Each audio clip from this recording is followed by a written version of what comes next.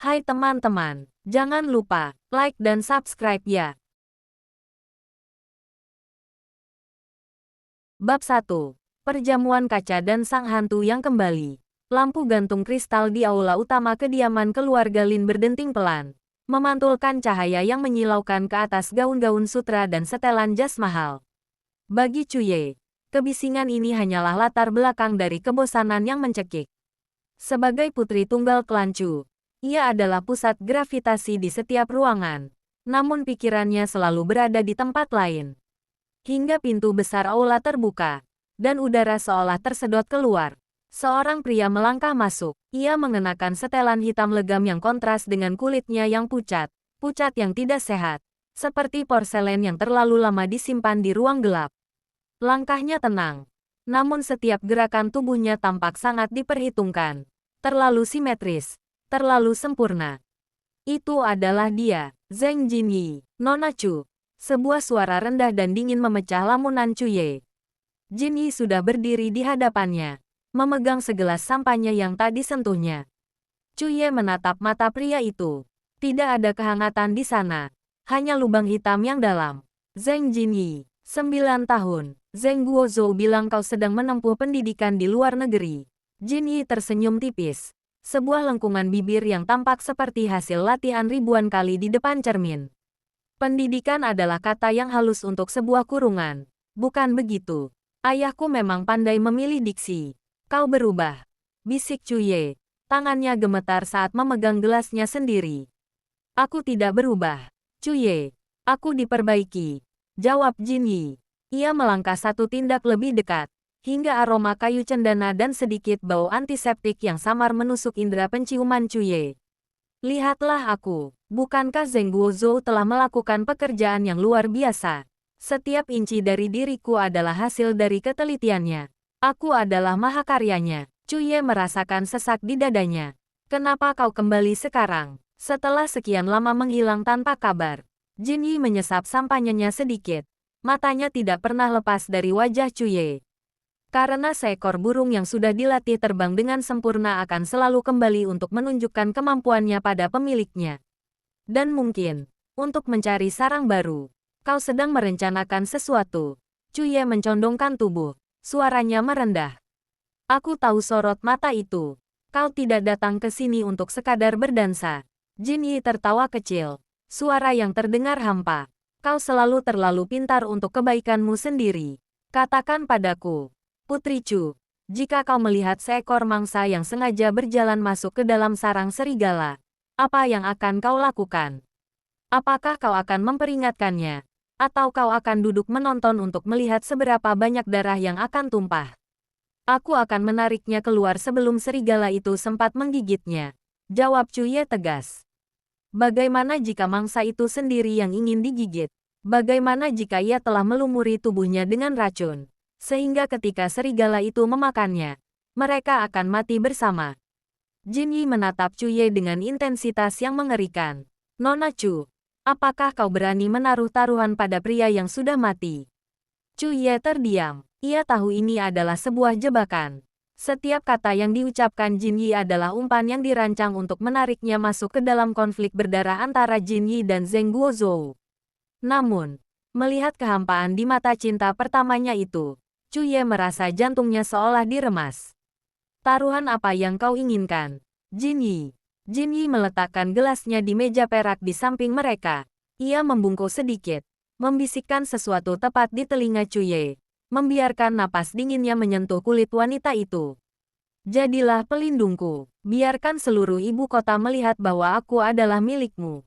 Dengan begitu, Zheng Guozhou tidak akan bisa menyentuhku tanpa memicu perang dengan keluargamu. Berikan aku waktu untuk menghancurkannya dari dalam. Dan apa imbalannya untukku? Tanya Cuye, menahan getaran di suaranya. Jinyi menegakkan tubuh, menatap ke arah selatan kota yang gelap di balik jendela besar. Kebebasan. Setelah semua ini selesai, kau tidak perlu lagi melihatku. Aku akan menghilang bersama debu-debu keluarga Zheng. Cuye mengepalkan tangannya di balik gaunnya. Kau menggunakan dirimu sendiri sebagai umpan. Dan kau menggunakanku sebagai senjatanya. Kau benar-benar sudah menjadi ciptaan yang kejam. Jinyi. Aku adalah apa yang mereka buat, sahut Jin Yi dingin. Jadi, bagaimana? Apakah kau akan berjalan bersamaku menuju neraka? Atau kau akan tetap di sini, di bawah lampu kristal yang cantik ini? Cuye menatap mata itu sekali lagi. Mata yang dulu pernah menatapnya dengan penuh binar kasih saat mereka masih anak-anak. Kini, ia hanya melihat kehancuran yang terencana. Namun, bagi Cuye, kehancuran Jin Yi adalah dunianya. Tawarkan tanganmu. Perintah Cuye lembut. Jin Yi mengulurkan tangannya yang bersarung tangan hitam. Cuye meletakkan tangannya di atas tangan pria itu. Mari kita lihat siapa yang akan hancur lebih dulu. Jin Yi, ucap Cuye pelan. Di ujung ruangan, Zheng Guozhou memperhatikan mereka dengan senyum puas yang misterius. Tanpa menyadari bahwa mahakarya ciptaannya baru saja memulai langkah pertama untuk menghancurkan penciptanya. Bab 2. Bidak di atas papan catur. Kabar tentang kedekatan Cuye dan Zheng Jinyi menyebar di ibu kota seperti api yang menyambar rumput kering. Dalam waktu kurang dari seminggu, mereka telah menjadi pasangan paling dibicarakan. Namun, di balik pintu tertutup kediaman mewah klan Chu, suasananya jauh dari romansa yang dibayangkan orang-orang. Jinyi duduk di kursi beludru di ruang kerja pribadi Cuye. Wajahnya diterangi cahaya temaram dari lampu meja. Di depannya tersebar dokumen-dokumen internal perusahaan Zheng Group yang didapatnya melalui jalur gelap. Kau terlihat pucat hari ini, ujar Cuye sambil meletakkan secangkir teh herbal di depan Jinyi. Ia memperhatikan jari-jari pria itu yang sedikit gemetar saat memegang pulpen. Jinyi tidak mendongak. Mesin yang bekerja terlalu keras pasti akan memanas. Cuye, ini hanya efek samping kecil.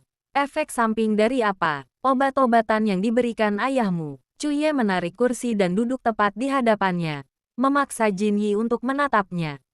Aku melihatmu di kamar mandi tadi pagi. Kau memuntahkan darah. Jinyi menghentikan aktivitasnya. Ia menyandarkan punggungnya, menatap Cuye dengan tatapan yang sulit diartikan. Zheng Guozhou tidak hanya melatih otakku. Dia memodifikasi metabolisme tubuhku agar aku bisa bekerja tanpa tidur selama berhari-hari saat ia membutuhkannya. Dia menyebutnya optimalisasi. Namun, setiap fungsi yang dipaksakan memiliki harga yang harus dibayar. Dan harganya adalah nyawamu. Suara Cuye bergetar. Jangan emosional.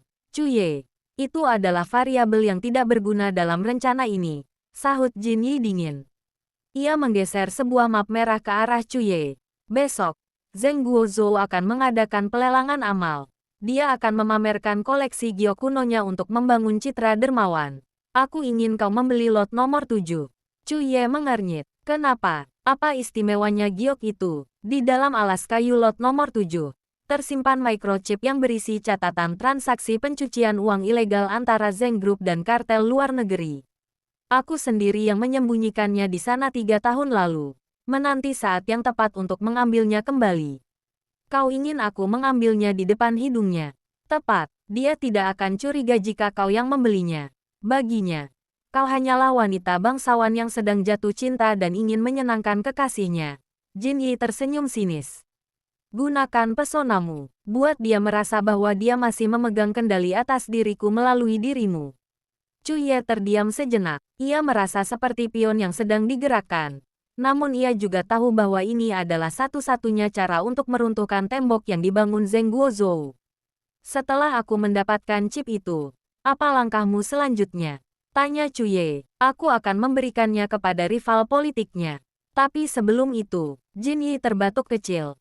Ia menutup mulutnya dengan sapu tangan putih.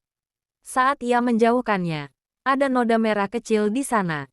Ia melipat sapu tangan itu dengan tenang seolah-olah itu bukan hal penting. Aku harus memastikan dia merasa telah menang sebelum kejatuhannya. Aku akan membiarkan diriku diculik oleh orang-orangnya minggu depan. Cuye berdiri dengan sentakan.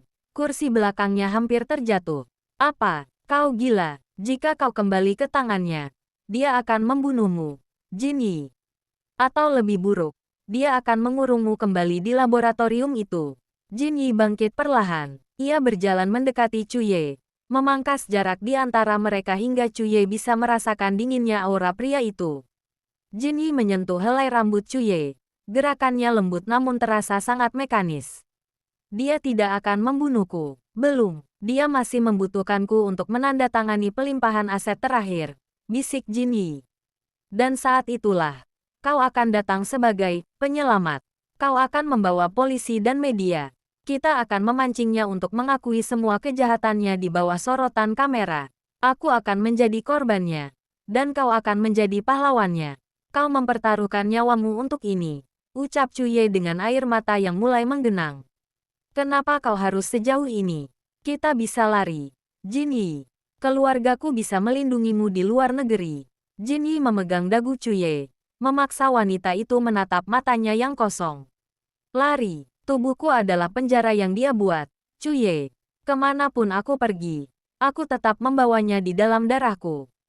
Satu-satunya cara untuk bebas adalah dengan menghancurkan sumbernya. Dan jika kau mati di tengah prosesnya. Jin Yi terdiam lama. Untuk pertama kalinya, kilatan emosi manusiawi muncul di matanya. Sebuah kesedihan yang sangat purba. Jika aku mati, setidaknya aku mati sebagai manusia yang telah memilih jalannya sendiri, bukan sebagai alat miliknya. Jin Yi menarik Cuye ke dalam pelukan yang kaku. Cuye menangis di dadanya.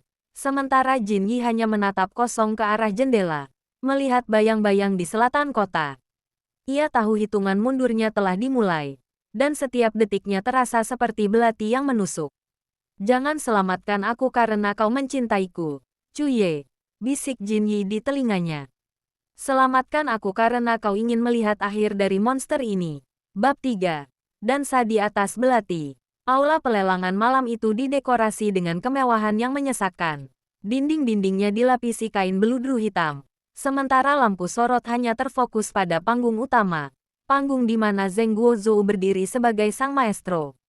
Cuye melangkah masuk dengan gaun merah darah yang kontras. Lengannya menggandeng erat Jin Yi. Pria itu tampak sangat tampan dalam setelan jas charcoal.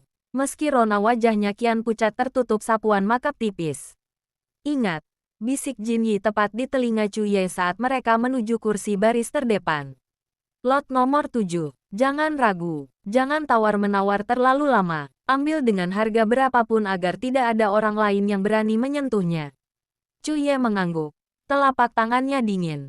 Di depan sana, Zheng Guozhou menyadari kehadiran mereka.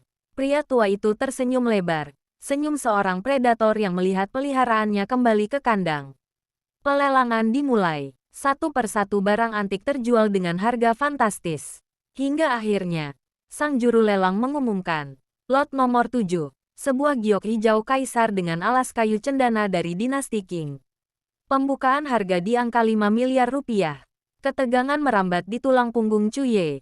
Ia melirik Zheng Guozhou yang duduk beberapa meter di samping mereka. Pria tua itu sedang menyesap cerutu. Matanya menyipit memperhatikan reaksi Jin Yi. 10 miliar. Suara Cuye memecah keheningan dengan tenang. Beberapa kolektor di belakang bergumam.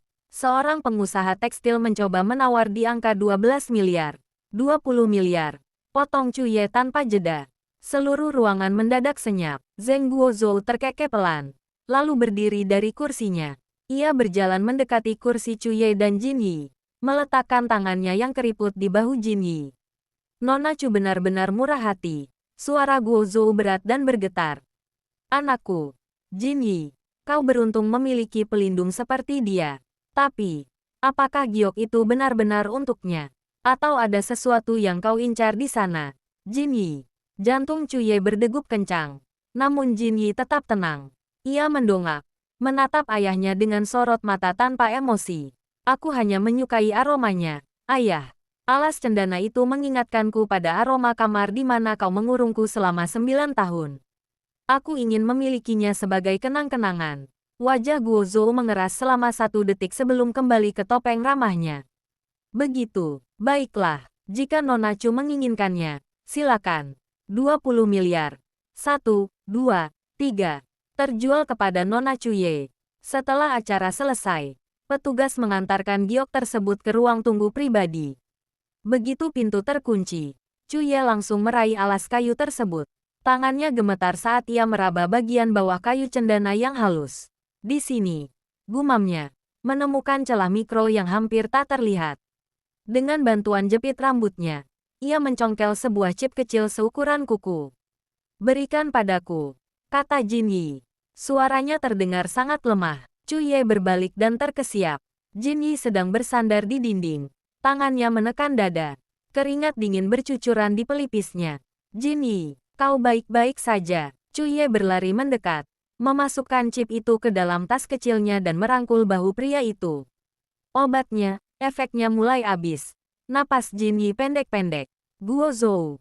Dia akan segera tahu. Dia melihatku terlalu tajam tadi. Kita harus keluar dari sini sekarang. Namun, sebelum mereka mencapai pintu, terdengar ketukan keras. Pintu terbuka, dan beberapa pria berbadan tegap dengan setelan hitam menghalangi jalan mereka. Di belakang mereka, Zheng Guozhou berdiri dengan wajah yang kini sepenuhnya tanpa topeng. Mau pergi kemana, mahakaryaku? Tanya Guozhou dingin. Perjamuan baru saja dimulai. Aku merasa ada sesuatu yang hilang dari koleksiku. Dan aku curiga kau membawanya. Jin Yi mendorong Cuye ke belakang punggungnya. Mencoba berdiri tegak meski tubuhnya gemetar hebat. Dia tidak tahu apa-apa. Ayah, biarkan dia pergi. Oh, dia akan pergi. Guozhou memberi isyarat kepada anak buahnya. Tapi kau harus pulang ke rumah yang sebenarnya. Laboratorium merindukanmu, Jin Yi. Dan sepertinya kondisi fisikmu butuh penyesuaian ulang. Cuye mencengkeram lengan Jin Yi. Jangan berani menyentuhnya. Jika kalian melangkah maju, klan Chu tidak akan tinggal diam. Klan Chu tidak akan tahu jika kau mengalami kecelakaan di jalan pulang. Nona muda, ancam salah satu pengawal. Jin Yi menoleh ke arah Cuye, memberikan tatapan yang merobek hati. Lari. Cuye, bawa chip itu. Hubungi kontak yang kuberikan. Jangan pedulikan aku. Ini adalah bagian dari rencana. Ingat, tidak, aku tidak akan meninggalkanmu lagi. Teriak Cuye. Dalam kericuhan itu, Jin Yi tiba-tiba jatuh berlutut. Terbatuk hebat hingga darah segar menodai lantai marmer yang putih bersih. Di saat itulah, para pengawal Guozhou merangsek maju dan memisahkan mereka secara paksa. Bab 4. Pasir yang terus meluruh. Dinding marmer putih itu kembali menyapa penglihatannya. Bau ozon dan antiseptik yang menyengat seolah memicu trauma di setiap saraf tubuh Zheng Jin Yi. Ia tidak lagi berada di perjamuan mewah. Ia kini terbaring dengan pergelangan tangan terikat di atas meja operasi logam yang dingin. Zheng Guozhou berjalan mengitari meja itu. Jemarinya yang keriput memainkan sebuah alat suntik berisi cairan berwarna kuning pucat. Kau menghancurkan dirimu sendiri demi wanita itu, Jin Yi. Suara Guozhou terdengar kecewa, seperti seorang pengrajin yang melihat patungnya retak. Padahal aku telah memberimu segalanya. Kekuatan, kecerdasan, ketenangan. Tapi kau memilih untuk menggunakannya untuk melawanku. Jin Yi tersenyum getir, meski napasnya terasa seperti tarikan amplas di tenggorokan. Kau tidak memberiku segalanya, ayah. Kau mencuri segalanya dariku, termasuk hakku untuk mati sebagai manusia. Guozhou menusukkan jarum itu ke lengan Jin Yi tanpa ampun. Mati, belum. Kau masih harus melihat bagaimana klan Chu hancur karena mencoba melindungimu. Setelah itu, aku akan merestorasi otakmu. Kau akan lupa siapa itu Cuye. Di bawah pengaruh obat bius yang mulai menjalar, Jin Yi hanya bisa menatap lampu neon di langit-langit. Cepat, Cuye. Waktuku sudah habis. Batinnya sebelum kegelapan merenggut kesadarannya. Sementara itu, di sebuah apartemen tersembunyi di pinggiran ibu kota, Cuye sedang berhadapan dengan 3 layar monitor yang berkedip cepat. Di sampingnya, seorang peretas yang merupakan kontak rahasia Jin Yi, sedang bekerja dengan keringat bercucuran. Chip ini memiliki enkripsi berlapis. Gerutu peretas itu. Zheng Guozhou gila. Ini bukan sekadar data keuangan. Ini adalah protokol sistem keamanan seluruh gedung pusat Zheng Group. Jika kita salah langkah, chip ini akan menghancurkan dirinya sendiri. Lakukan saja. Berapa lama lagi? Cuye mondar-mandir dengan gelisah. Tas kecilnya masih ternoda sedikit darah Jin Yi dari kejadian di pelelangan tadi. 10 menit. Tapi Nona Chu, Anda yakin? Peretas itu menoleh. Begitu data ini diunggah ke server publik dan pihak berwenang, gedung laboratorium bawah tanah itu akan dikunci secara otomatis oleh sistem keamanan darurat. Jika Anda tidak ada di sana untuk mengeluarkan Jin Yi tepat waktu, dia akan terjebak di dalam bersama ayah angkatnya. Cuye terhenti, matanya menatap jam dinding. Setiap detik terasa seperti detak jantung Jin Yi yang kian melemah. Aktifkan, perintah Cuye dengan suara yang tak lagi bergetar. Aku akan pergi ke sana sekarang. Aku tidak akan membiarkan dia terjebak di sana sendirian. Cuye memacu mobilnya menembus hujan badai menuju selatan kota, lokasi fasilitas rahasia keluarga Zheng. Di dalam kepalanya, ia teringat perkataan dokter pribadi keluarganya setelah melihat sampel darah Jin Yi yang sempat ia ambil diam-diam beberapa hari lalu. Organ dalamnya mengalami kegagalan sistemik. Ini bukan penyakit biasa. Ini adalah efek dari zat kimia eksperimental. Jika dia tidak mendapatkan penawar atau perawatan intensif dalam 24 jam ke depan, jantungnya akan berhenti. Jangan berani-berani mati sekarang, Zheng Jinyi. Teriak Cuye di tengah deru mesin mobil. Di layar ponselnya, sebuah notifikasi muncul. Data UPLOAD 100%. BROADCASTING to Global Media. Detik itu juga, sirene mulai terdengar di kejauhan. Ibu kota akan segera gempar. Skandal pencucian uang, eksperimen manusia, dan perdagangan ilegal klan Zheng meledak di internet. Namun bagi Cuye, hanya ada satu hal yang penting. Mencapai pintu baja di selatan kota sebelum terlambat. Kembali ke laboratorium. Alarm merah mulai berputar. Sistem keamanan mulai menutup pintu-pintu hidrolik. Zheng Guozhou panik melihat layar kendalinya yang diretas. Sialan, dia benar-benar melakukannya. Raung Guozhou, Jin Yi, yang terbangun karena suara alarm, menoleh dengan sisa tenaganya. Wajahnya yang pucat tampak bercahaya di bawah lampu darurat yang merah. Sudah berakhir. Ayah, bunga-bunga di selatan kota akhirnya akan melihat matahari. Kalau aku hancur, kau juga hancur. Guozhou meraih pistol dari laci mejanya, mengarahkannya tepat ke jantung Jin Yi. Tepat saat itu, dentuman keras terdengar dari pintu utama. Cuye telah tiba. Bab 5. Peristirahatan di selatan kota. Suara tembakan menggema di ruang laboratorium yang sempit. Namun peluru itu tidak mengenai Jin Yi.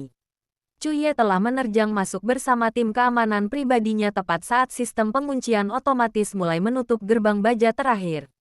Jin Yi, pekik Cuye, di tengah kekacauan. Ia melihat Zheng Guozhou yang terdesak. Akhirnya dilumpuhkan oleh petugas yang datang menyerbu. Cuye tidak peduli pada pria tua yang kini meraung karena kekalahannya itu. Ia langsung berlari ke meja operasi. Dengan tangan gemetar ia memutus ikatan kabel yang menahan tubuh Jin Yi. Pria itu nyaris tak sadarkan diri. Kulitnya sedingin es, dan napasnya hanya berupa bisikan yang tertahan. Kita harus keluar dari sini. Sekarang, Cuye memapah tubuh Jin Yi yang terasa sangat ringan. Seolah-olah nyawanya memang sudah menguap sebagian. Pelarian itu terasa seperti mimpi buruk yang panjang. Mereka berhasil keluar dari fasilitas bawah tanah tepat sebelum otoritas menyegel seluruh gedung. Di luar, fajar mulai menyingsing di ufuk timur, memberikan warna merah muda pada langit yang baru saja didera badai. Bawa aku ke selatan kota, Cuye, bisik Jin Yi di dalam mobil. Suaranya sangat tipis, nyaris hilang tertelan suara sirene polisi di kejauhan. Kita ke rumah sakit, Jin Yi. Kau harus bertahan. Air mata Cuye jatuh ke tangan Jin Yi yang digenggamnya erat. Sudah tidak ada waktu lagi untuk obat-obatan. Jin Yi tersenyum sangat tipis. Mata hitamnya kini tampak lebih jernih dari sebelumnya. Aku ingin melihat bunga-bunga itu. Kau berjanji, kan? Dengan hati yang hancur, Cuye mengarahkan mobilnya menuju taman terbuka di selatan kota. Kawasan itu adalah tempat di mana ribuan bunga azalea dan lili mekar serentak di musim ini. Mereka sampai di sebuah bukit kecil yang menghadap ke hamparan bunga.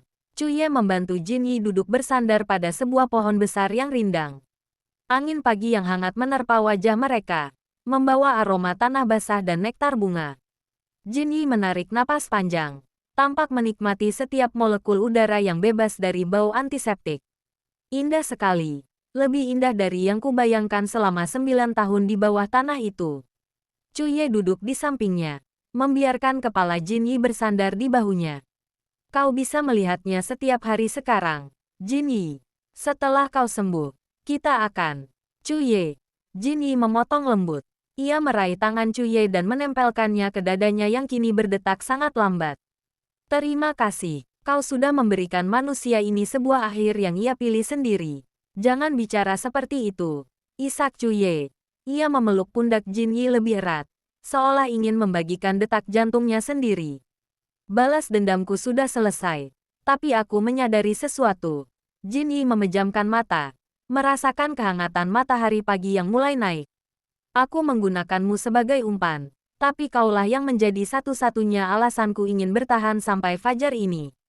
Hitungan mundur di dalam tubuh Jin Yi telah mencapai angka 0. Zat-zat kimia yang selama ini menopang fungsinya secara paksa telah berhenti bekerja.